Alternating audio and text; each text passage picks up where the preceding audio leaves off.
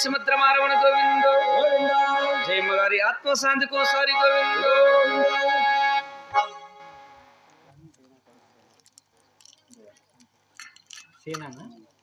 కుమారుడైన సీనా గారు కూడా జయమ్మ గారి ఆత్మశాంతి కోరుతూ 100 వరహాలు సమర్పించారండి. వారిని వారి కుటుంబాన్ని సర్వదక్క దేవదేవుడిగా పాడుగాక.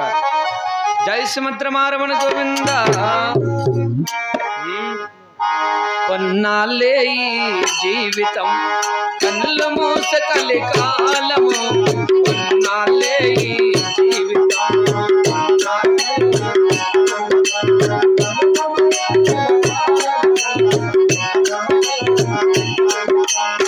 వాళ్ళు ఎవరు బిడ్డలెవరు ఎవరికెవరు జీవా నీ వెంటరారు జీవా.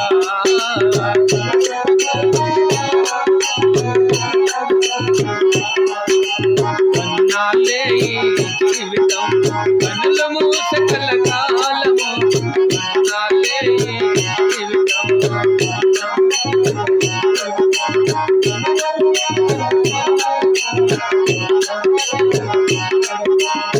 తల్లి ఎవరు తండ్రి ఎవరు ఎవరికెవరు జీవా నీ వెంటరారు జీవా.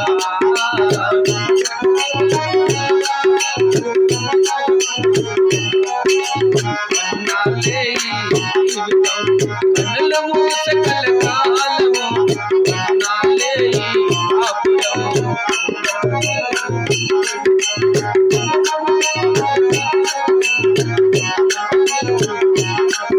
సుమిత్రమారమణ గోవిందో జయమ్మ గారి ఆత్మశాంతి కోసారి గోవిందో.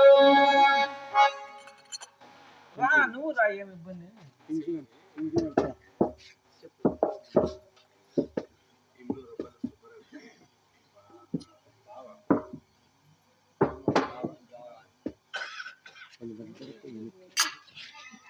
బావగారైనటువంటి సుబ్బరాయప్ప గారు మరదలు ఆత్మశాంతి కోరుతూ పెట్లకొంట్లపల్లి వాస్తవులు సుబ్బరాయప్ప గారు కూడా 10 మంది సభలో 500 ఇచ్చారండి. గమ్మునున్నా వాళ్ళు ఏక నువ్వు ఏక మరి వారిని వారి కుటుంబాన్ని సర్వదా కదా ఉన్నిలే ఛార్జీలకు గాల్చింటే 150 ఇస్తాములే.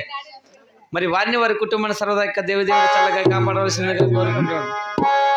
రాయలేలిన నాటి నల్ల చెరువు గ్రామమున రాణిలాగా బ్రతికినవమ్మ జయమ్మ గారు, రాళ్ళ పాలైపోతివా మా తల్లి గారు, కన్నీటి పాలైతివా.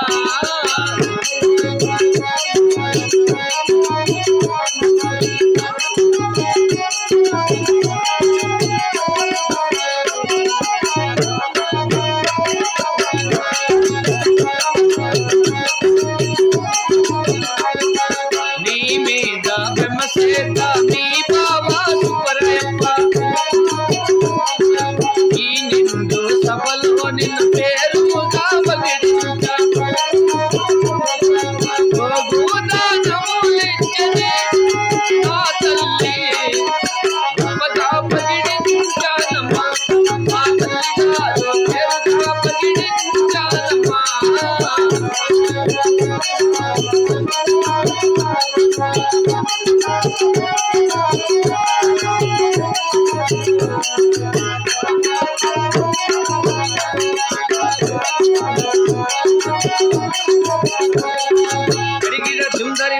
జయమ్మ గారి ఆత్మశాంతికి సారి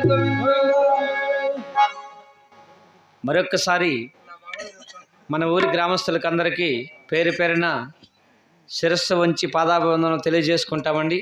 ఎందుకంటే ఇంతటి చలికాలంలో కూడా చలి అనుకోకుండా మేమైతే షామేనాలు సైడ్ వాళ్ళు అన్నీ కట్టుకొని ఉన్నాము. కానీ ఏమీ లేకున్నా కానీ మీరు అలా కూర్చున్నారంటే మాకంటే ఆ గొప్పతనం కీర్తి మీకే చెందాలి. ముఖ్యంగా చూసిన సినిమా మరొకసారి చూడాలంటే బాధపడే ఈ రోజుల్లో చిన్నమ్మ కథ అందరికీ తెలుసు. అయినా కూడా ఇప్పటికీ కథను ఇలా ఆదరిస్తున్నారంటే ధన్యవాదాలండి. ఇలాగే వీటి నుంచి జనాలు చలి కాబట్టి కామెడీగా ఉంటే ఉంటారన్న ఉద్దేశంతో కొద్దిగా కామెడీ పెట్టాము. వీటిని